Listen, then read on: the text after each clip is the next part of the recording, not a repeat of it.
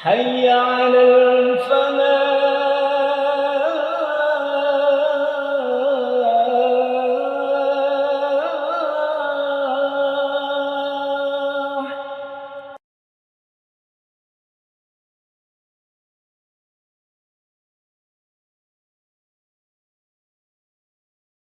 Bismillahirrahmanirrahim.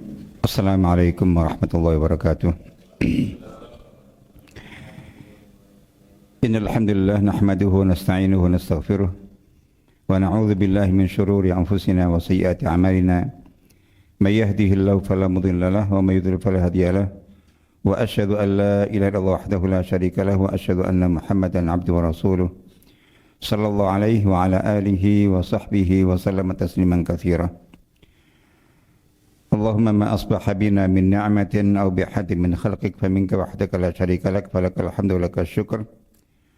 Allahumma inna asbahna minka fi ni'mati wa afiyati wa sitr fa atimma alaina ni'mataka wa afiyataka wa sitraka fi dunyal akhirah. Walhamdulillahil alamin. Para jamaah yang dirahmati Allah Ta'ala, alhamdulillah kita bersyukur kepada Allah atas berlimpah nikmat dan rahmat yang diberikan kepada kita. Tentu yang paling utama nikmat iman, nikmat Islam, nikmat hidayah, nikmat kehidupan baru yang Allah karuniakan kepada kita dengan segala kebaikannya pada hari ini. Semoga Allah Ta'ala senantiasa melanggengkan nikmat-nikmat itu dan menambahkannya serta memberikan kekuatan kepada kita untuk terus bisa mensyukuri nikmat-nikmat yang Allah karuniakan kepada kita. Baik, kita insyaAllah melanjutkan kajian kita. Setelah sebelumnya kita membahas tentang rukun iman kepada malaikat dengan tambahannya, lampirannya terkait dengan pemahaman dan penyikapan kita terhadap alam gaib jin dengan segala aspek yang penting untuk kita bahas.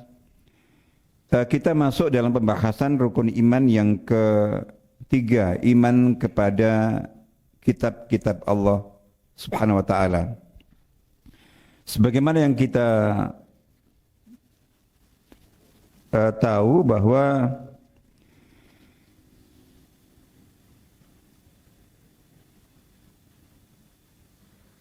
seseorang dikatakan beriman di dalam prinsip akidah Islam itu adalah dia harus beriman kepada 6 rukun iman yang telah disepakati oleh para ulama. Itu merupakan bingkai akidah dan keimanan seorang mukmin. 6 rukun iman yang sudah kita sama-sama tahu, sama-sama kita hafal. Iman kepada Allah, iman kepada kitab-kitabnya, iman kepada malaikat-malaikatnya, iman kepada kitab-kitabnya, iman kepada Rasul-Rasulnya, iman kepada hari akhir, dan iman kepada qada dan qadar.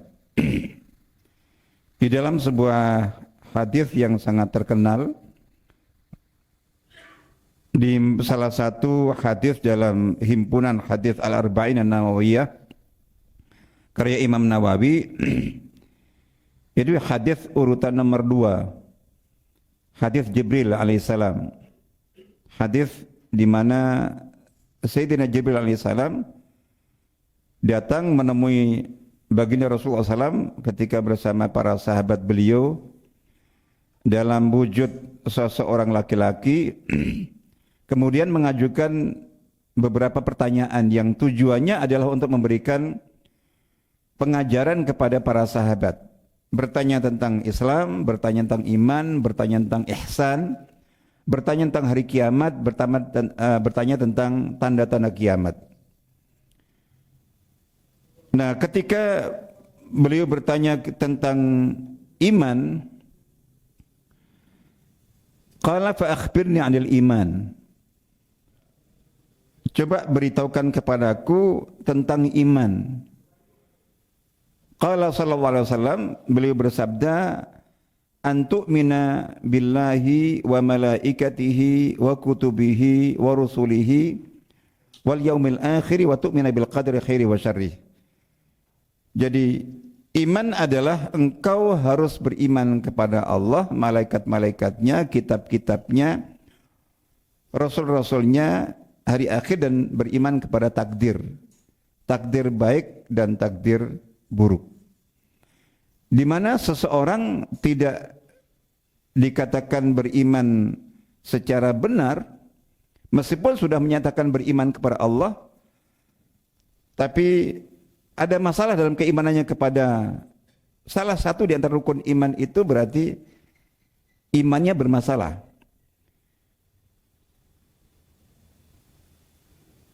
Inti dari keimanan seperti yang sudah sering kita sebutkan adalah iman kepada Allah. Tapi kesempurnaan iman kepada Allah ketika keimanan seseorang itu ya meliputi 6 rukun iman semuanya. Jadi 5 rukun iman, mulai dari iman kepada malaikat sampai iman kepada takdir, itu merupakan syarat kelengkapan keimanan kepada Allah. Kalau seseorang beriman kepada Allah, maka dia pasti beriman kepada malaikat, kitab, rasul, hari akhir, dan qada dan qadar. Begitu juga ketika salah satu atau keimanannya kepada salah satu rukun iman yang 6 itu pasti imannya kepada Allah juga bermasalah. Nah, dalam hal ini adalah iman kepada kitab.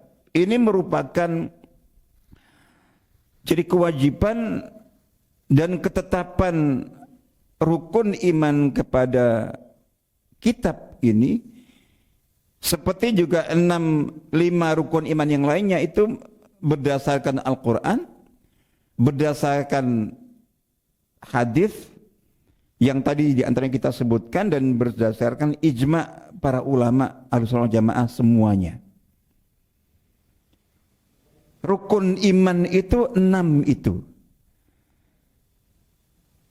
Ketika ada seseorang mengaku dan menyatakan diri beriman, lalu dari 6 rukun iman dikurangi 1, itu tidak diterima. Atau ada orang beriman, menyatakan beriman, atau dia memiliki persepsi seseorang yang diterima imannya itu tidak cukup dengan beriman kepada 6 rukun iman itu. Apa ada, Ustaz? Ada banyak. Orang sudah beriman kepada Allah sempurna, kepada malaikat, kepada kitab, kepada rasul, kepada hari akhir, kepada qada dan qadar. Rukun Islamnya 2 kalimat syahadat baik, salat, zakat, puasa, haji. Terus belum dianggap sah imannya. Kalau belum titik-titik. Ada. Ya, kalau misalnya untuk orang Syiah harus beriman kepada 12 imam maksum itu. Harus beriman bahwa yang sah berhak mendapatkan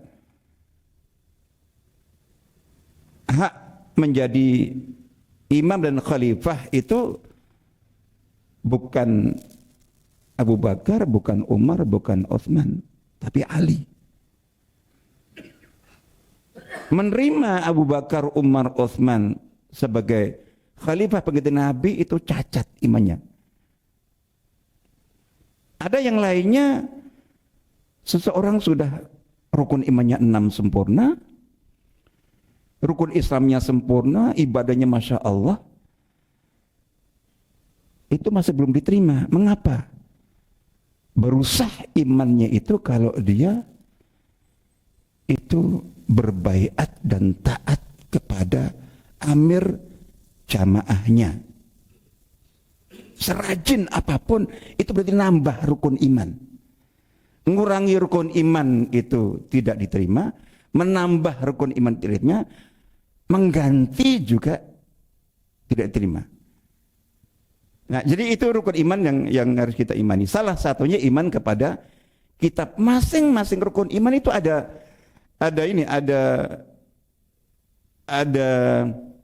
fungsinya, ada urgensinya yang sangat mendasar.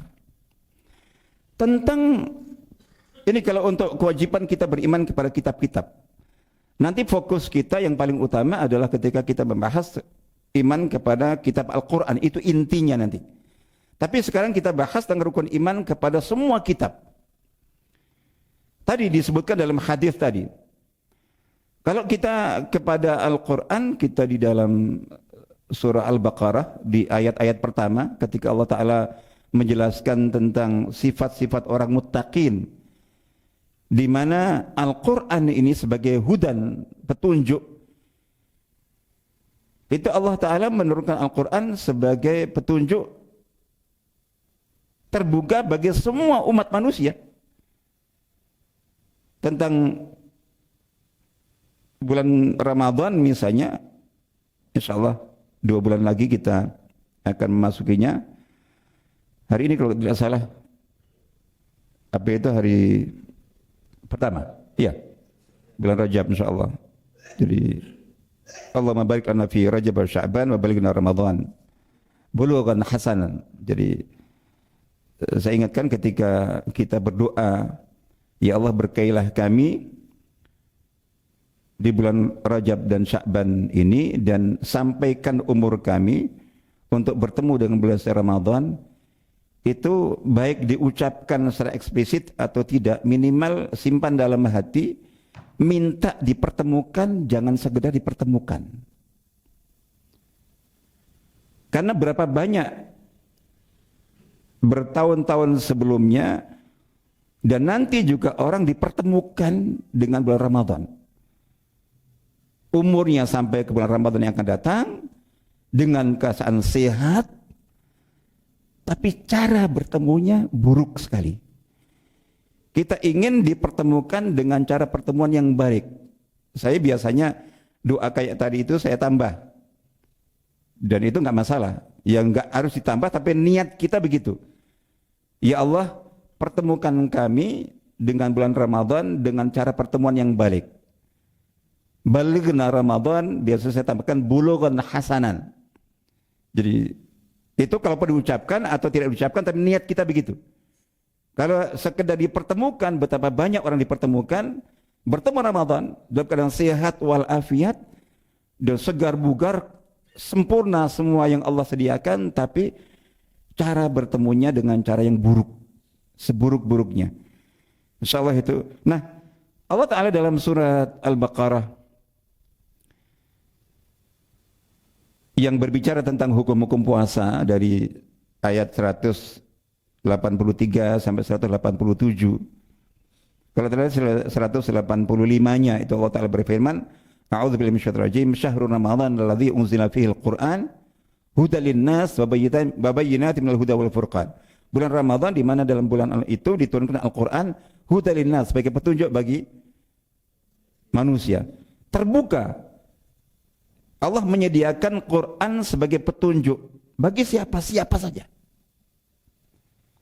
Allah sediakan, dipersilahkan. Tapi di ayat kedua surat Al-Baqarah, A'udzubillahi minasyaitonir rajim, bismillahirrahmanirrahim, alif lam mim, dzalikal kitabul la raiba fihi hudal lil muttaqin. Di sana hudal linnas. Allah menyediakan Quran sebagai petunjuk bagi umat manusia, silahkan siapa saja. Tapi di sini hudal lil muttaqin. Mungkin ada yang tanya, loh ini hudal linnas atau hudal lil muttaqin? Dua-duanya. Untuk hudal linnas itu Allah menyediakan. Silahkan, inilah petunjuk bagi orang yang ingin hidupnya dalam petunjuk. Tapi hudal lil muttaqin itu bicara tentang realnya. Yang mau menjadikan Quran sebagai petunjuk itu hanya orang-orang muttaqin. Jadi seperti apa itu kan di mana saja kan, kayak contoh di apa gunung-gunung yang biasa didaki itu kan di pos-pos di bawah itu mungkin apa ya, penanggung jawabnya itu menyediakan apa itu guide bagi yang pemula khususnya, tolong jangan nekat sendirian. Kami sediakan guide. Ini akan menjadi penunjuk jalan. Siapa? Bagi siapa? Siapa saja. Disediakan. Tapi tidak semua pendaki mau menggunakan guide itu. Ini ibaratnya. Ini mutakinnya ini. Jadi disediakan tapi tidak semua mau memakainya. Nah, ketika Allah Ta'ala menjelaskan tentang muttaqin itu siapa? Alladzina yu'minuna bil ghaibi wa yuqimuna as-salata wa mimma razaqnahum yunfiqun walladzina yu'minuna bima unzila ilaika wa ma unzila min qablik wa bil akhirati yuqinun. Jadi di antaranya adalah mereka yang beriman kepada apa yang diturunkan kepada engkau wahai Muhammad, Al-Qur'an, dan apa yang diturunkan kepada rasul-rasul sebelum engkau. Jadi kita beriman kepada yang diturunkan Nabi Muhammad yaitu Al-Quran dan diturunkan kepada semua rasul sebelumnya, yaitu kitab-kitab. Jadi kita tidak hanya beriman kepada Al-Quran saja, tapi kepada semua kitab yang ada. Di dalam itu di awal, di akhir surat Al-Baqarah, sebelum akhir. Jadi amanar rasulu bima unzila ilaihi min rabbil mu'minun kullun amana billahi wa malaikatihi wa kutubihi wa rusulihi la nufarriqu baina ahadin min rusulihi. Jadi intinya bahwa kita beriman kepada kitab itu beriman kepada semua kitab. Beriman kepada semua kitab. Jadi Al-Quran dan semua kitab-kitab sebelumnya. Hanya saja tentang kitab-kitab sebelumnya yang wajib kita imani, ada yang kita imani secara global. Kita imani secara global itu artinya bahwa kita beriman yakin bahwa Allah Ta'ala telah menurunkan kepada rasul-rasulnya semuanya kitab-kitab wahyu dari firman-Nya yang berisi ajaran agama yang harus disampaikan oleh rasul-rasul itu kepada umat masing-masing. Di Nabi Nuh alaihissalam itu ada kitabnya. Nabi Idris, Nabi dan seterusnya. Nabi Hud, Nabi Saleh, Nabi Syuaib, Nabi Lut, Nabi Ibrahim, itu kita meyakini semua mereka dibekali, diturunkan kepada mereka wahyu Allah dan dibekali kitab Allah Ta'ala berisi ajaran agama yang harus disampaikan kepada umatnya. Tapi kitab-kitab itu namanya apa, untuk siapa, kebanyakannya tidak disebutkan. Wallahu alam, kita sampai di situ. Jadi dalam kita beriman itu, kita beriman kepada apa yang disebutkan di dalam Al-Quran, disebutkan dalam hadis, kita imani. Yang tidak, ya sudah. Kita berhenti sampai di situ. Kita berhenti sampai di situ. Tapi ada sebagian kitab-kitab itu selain Al-Quran disebutkan. Disebutkan, misalnya di sini disebutkan misalnya bahwa ada di akhir surat Al-A'la itu Suhuf Ibrahim wa Musa. Jadi tidak disebutkan namanya apa, tapi lembar-lembar wahyu. Lembar-lembar kitab yang berisi wahyu Allah Ta'ala yang diturunkan kepada Nabi Ibrahim, Nabi Musa alaihissalam. Dan para ulama menyebutkan, loh, kalau untuk Nabi Musa kan ada Taurat. Ada yang menyebutkan bahwa ini berbeda. Ada tambahan selain dari Taurat, itu Suhuf. Lalu kemudian di dalam selain surat Al-A'la tadi, itu tentang Suhuf Ibrahim dan Musa itu juga disebutkan dalam surat An-Najm ayat 36, 37. A'udzubillahi minasyaitonir rajim. Am lam yunabba bima fi suhufi Musa wa Ibrahim alladzi waffa. Jadi ada suhuf Musa dan Ibrahim dan Musa. Lalu kemudian sebentar di ala-ala inna hadzal fi as-suhufil ula suhuf Ibrahim wa Musa alaihi wassalam. Yang lainnya kitab Taurat, ini jelas. Jadi At-Taurah allati unzilat ala Musa alaihi salam, Allah Ta'ala berfirman dalam surat Ibrahim ayat 44, A'udzubillahi minasyaitonir rajim, inna anzalna at-taurata fiha hudaw wa nur. Ini terkenal sekali bahwa sungguh kami menurunkan Taurat, di dalamnya ada petunjuk dan cahaya. Ya sama seperti Al-Quran kan, petunjuk dan cahaya berisi tuntunan ajaran agama untuk diikuti.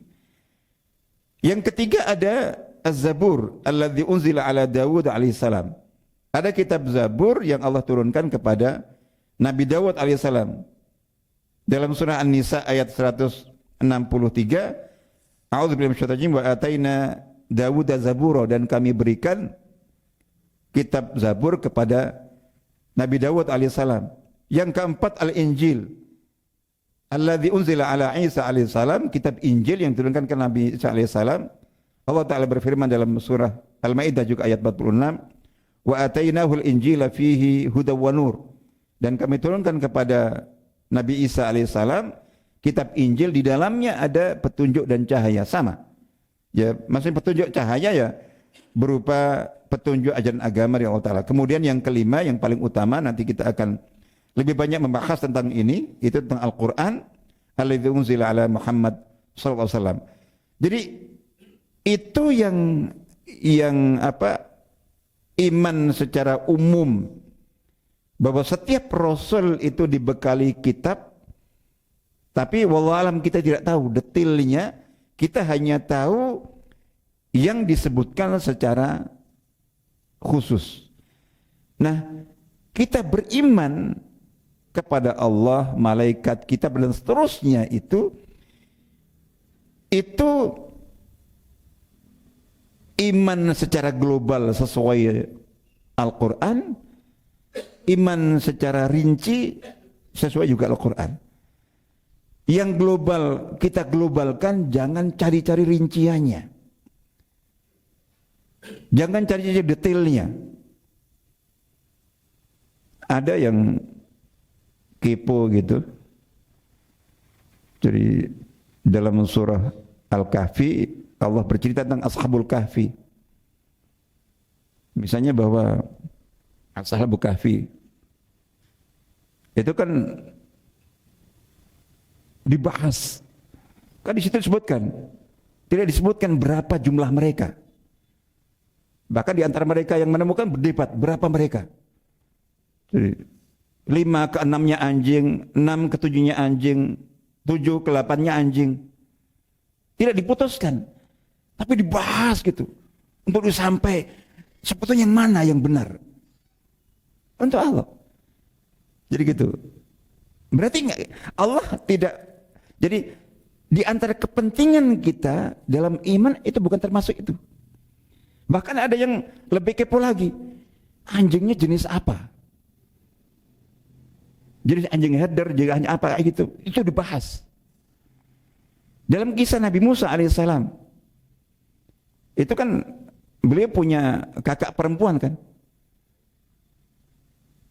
yang mencari tahu tentang adiknya yang kemudian dihanyutkan di sungai itu kemana, akhirnya bertemu, oh ternyata sampai ke rumah Fir'aun. Itu kan kakak perempuannya. Dibahas kakak perempuannya umurnya berapa, namanya siapa, dan banyak.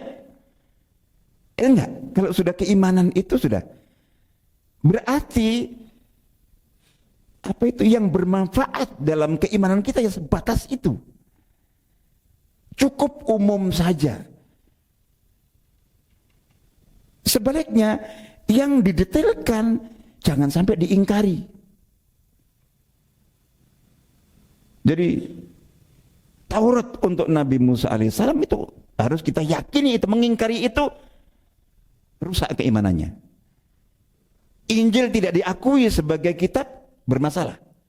Jadi kayak gitu. Nah, itu seperti itu. Jadi kita yang global kita imani secara global, yang detail rinci kita imani secara detail rinci. Sebabnya karena ini salah satu pentingnya kita beriman kepada kitab suci ini. Kitab suci ini kan sumber ajaran. Jadi kitab Allah, kitab samawi ini itu sumber. Jadi kita beriman, kita berislam, kita beribadah, kita beramal itu diterima tidaknya kan syaratnya dua. Pertama ikhlas, yang kedua itu benar. Kalau ikhlas hati, nawaitu kita. Kita berkata iman itu jujur enggak kita? Itu hati kita yang menentukan. Jadi kita sholat tadi itu nawai kita untuk Allah atau tidak? Atau untuk yang lainnya? Itu hati. Nah, benar itu penentunya ini iman kita kepada kitab ini. Jadi syarat kedua bahwa iman kita benar, Islam kita benar, ibadah kita benar, amal kita benar, itu penentunya cara kita beriman kepada kitab. Karena standar kebenaran itu ya yang ada dalam wahyu Allah Ta'ala. Al-haqqu min rabbik. Kebenaran itu dari Tuhanmu. Dari mana kita tahu? Kebenaran yang dari Tuhan itu yang dituangkan di dalam wahyu, di dalam kitab suci itu bagi kita Al-Quran. Ya tentu nanti ketika kita bicara tentang iman kepada Al-Quran plus sunnah ya, itu nanti kita akan lebih detailkan. Itu satu paket.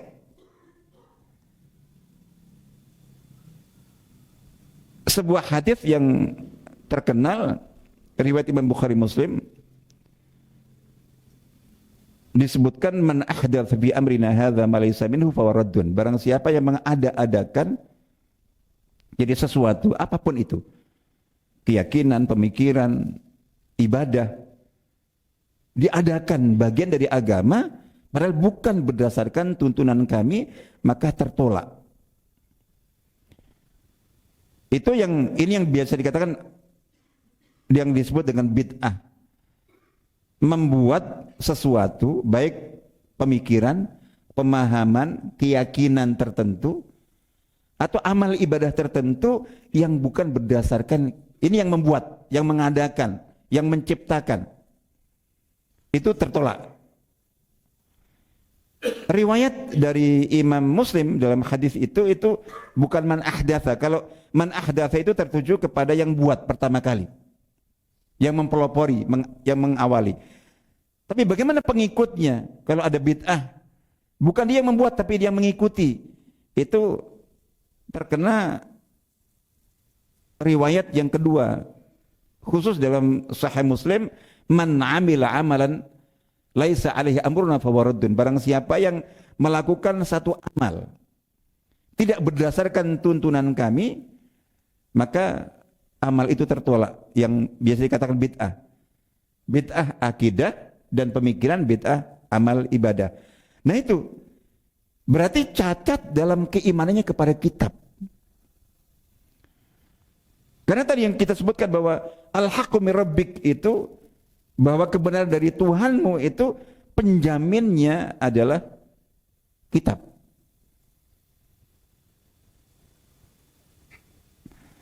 Di dalam surat An-Nisa ayat 59 Allah Ta'ala berfirman, a'udzubillahi minasyaitonir rajim, ya ayyuhalladzina amanu athi'ullaha wa athi'ur rasul wa ulil amri minkum fa in tanaza'tum fi syai'in farudduhu ila Allahi war rasul. Jadi wahai orang yang beriman, taatlah kepada Allah, taatlah kepada Rasul dan ulil amri, pemimpin di antara kalian, dan jika kalian berselisih tentang sesuatu maka kembalikan, tentu konteksnya di sini yang berhubungan dengan agama. Kembalikanlah kepada Allah dan Rasulnya. Semua ulama tafsir sepakat mengembalikan hal yang diperselisihkan Jadi perselisihan kita antara Ahlussunnah wal Jamaah dengan Syiah, dengan Mu'tazilah, dengan Khawarij, dengan gitu. Itu kepada siapa? Kembalikan kepada Allah. Arad ilallah itu maksudnya arad ila kitabillah. Jadi mengembalikan apa yang kita diperselisihkan kepada Allah itu maksudnya apa? Apakah maksudnya? Enggak. Seseorang untuk mendapatkan keputusan yang kita perselisihkan kepada Allah, nunggu wangsit, nunggu mimpi, nunggu ilham, enggak.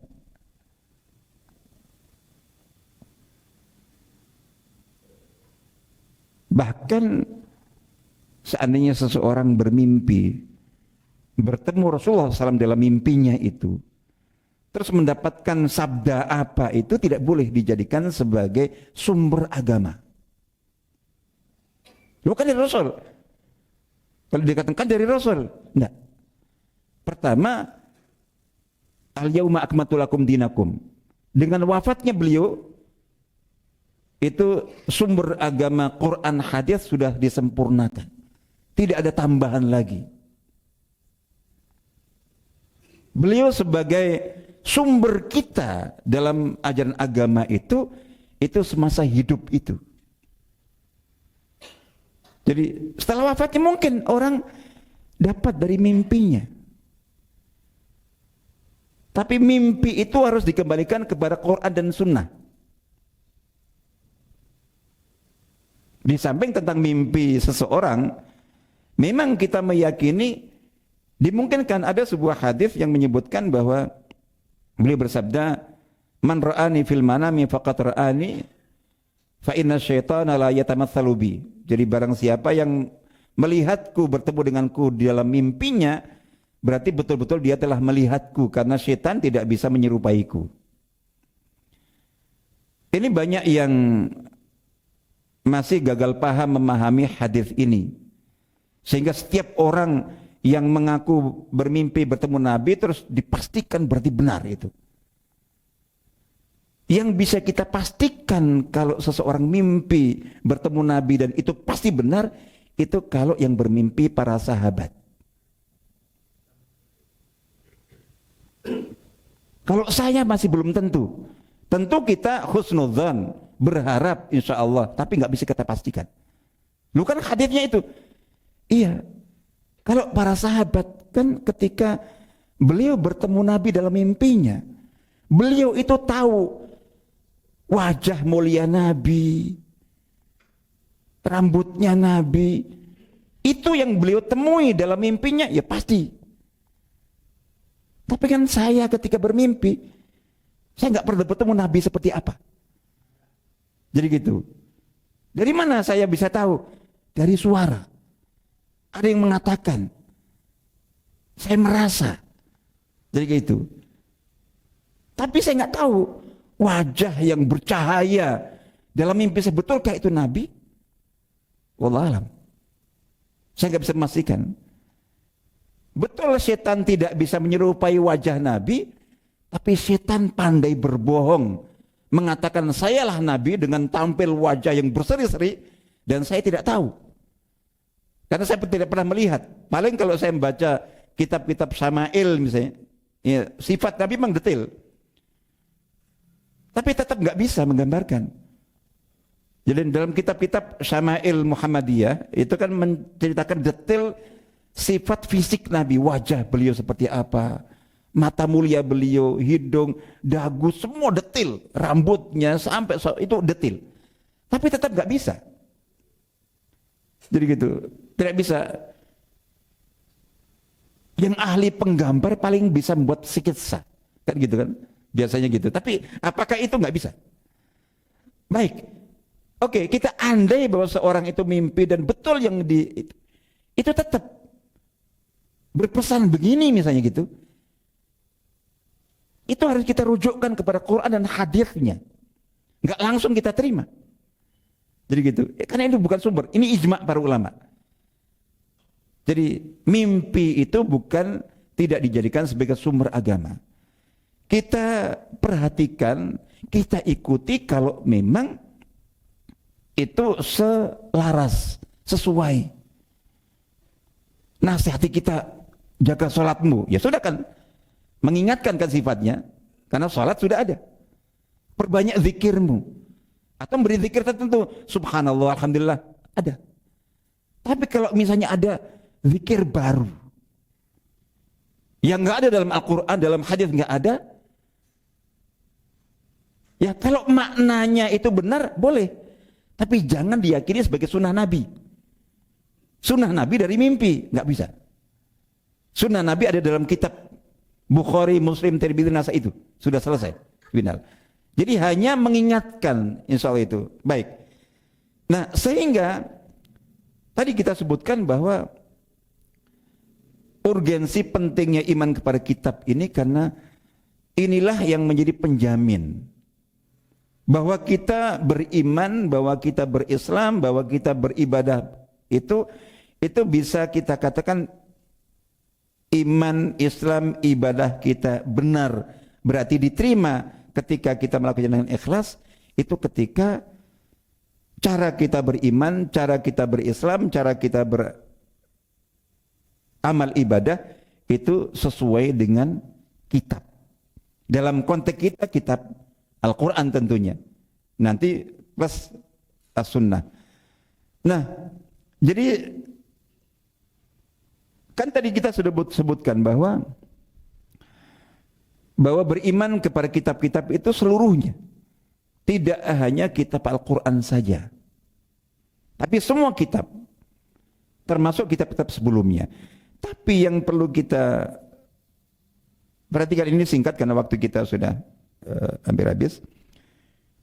Jadi memang kita wajib mengimani semua kitab, utamanya Al-Quran. Tapi cara kita beriman kepada kitab Al-Quran di satu sisi dan kitab-kitab sebelumnya di sisi yang lainnya itu berbeda. Ada yang sama bahwa keyakinan umum bahwa semua kitab-kitab itu, Al-Quran, Taurat, Zabur, Injil, Suhuf Ibrahim dan Musa dan kitab-kitab yang lainnya, itu kita yakini untuk kitab-kitab yang diterima oleh para rasul itu benar wahyu Allah, benar kitab suci berisi ajaran agama untuk disampaikan setiap rasul kepada umat masing-masing. Tapi untuk selanjutnya dari kitab-kitab itu secara detail itu berbeda. Misalnya bahwa tadi kan kita hanya informasi bahwa Allah menurunkan kitab-kitab kepada rasul-rasulnya, dan itu benar wahyu Allah, firman Allah, itu kita yakini. Tapi untuk kitab suci yang tetap utuh, orisinil, asli sampai sekarang, sampai hari kiamat, hanya kitab Al-Quran. Kita harus meyakini bahwa tidak ada satupun dari kitab sebelum Al-Quran itu yang sampai sekarang masih asli murni. Sudah diubah, sudah diganti, sudah ditambah, dikurangi. Itu dalam Quran, dalam hadis ditegaskan. Terus hanya kitab Al-Quran saja yang wajib kita imani kebenarannya, dan kemudian wajib kita ikuti petunjuk, tuntunan dan ajarannya. Sementara kitab-kitab sebelumnya itu sudah tidak berlaku. Pertama yang tadi sudah kita sebutkan, karena memang tidak ada satupun kitab itu yang masih orisinil. Yang kedua, bahkan seandainya kok ada, seandainya kita tahu dan ada ayat, surat, lembar dari kitab Taurat atau Injil atau Zabur yang andai masih asli ada di depan mata kita sekarang, itu pun sudah tidak berlaku. Pertama karena sebagaimana yang kita tahu dalam sebuah hadis, Jadi bahwa setiap rasul dan nabi terdahulu dengan kitab ajaran yang dibawanya itu khusus hanya untuk kaumnya saja. Jangankan untuk kita yang sudah berabad-abad berpisah dengannya, bahkan untuk kaum lain selain kaum mereka itu nggak berlaku. Nabi Ibrahim alaihissalam dan Nabi Lut alaihissalam itu saudara sepupu kalau tidak salah, yang terus kerabat. Beliau hidup di zaman yang sama, diutus sebagai nabi dan rasul di waktu yang sama, tapi pada umat yang berbeda. Nabi Ibrahim alaihissalam kepada umat kaum beliau dibekali kitab beliau untuk umat beliau, tidak berlaku untuk umatnya Nabi Lut alaihissalam. Nabi Lut dibekali kitab berisi ajaran untuk kaum beliau, tidak berlaku bagi kaum Nabi Musa. Tentu ada ajaran yang sama. Maksudnya ketika ada yang berbeda, mungkin sholatnya berbeda, tuntunan apa berbeda, itu yang tidak berlaku. Jadi gitu, apalagi untuk kita. Seandainya yang kedua, Al-Quran yang wajib kita imani itu, salah satu poin yang wajib kita imani bahwa fungsinya adalah sebagai penasakh, penghapus, menghapuskan seluruh isi kitab-kitab sebelumnya. Sehingga sekali lagi, karena ada sebagian kalangan yang sibuk katanya mempelajari, mencari-cari, ingin menemukan atau mempelajari dan mengetahui milah Ibrahimiyah, ajaran agama Nabi Ibrahim.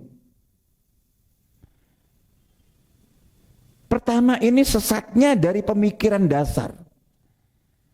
Siapa yang menyuruh kamu, bahkan membolehkan kamu untuk mempelajari ajaran agama Nabi Ibrahim itu? Kalau dalam Quran hadits itu tidak diwajibkan, bahkan dilarang. Pernah sekali waktu, ini mungkin sudah pernah saya sampaikan, Sayyidina Umar itu pernah nggak tahu gimana menemukan satu lembar, isinya Taurat, lembar Taurat. Wallahualam tidak disebutkan apakah bahasa Arab atau bahasa Ibrani.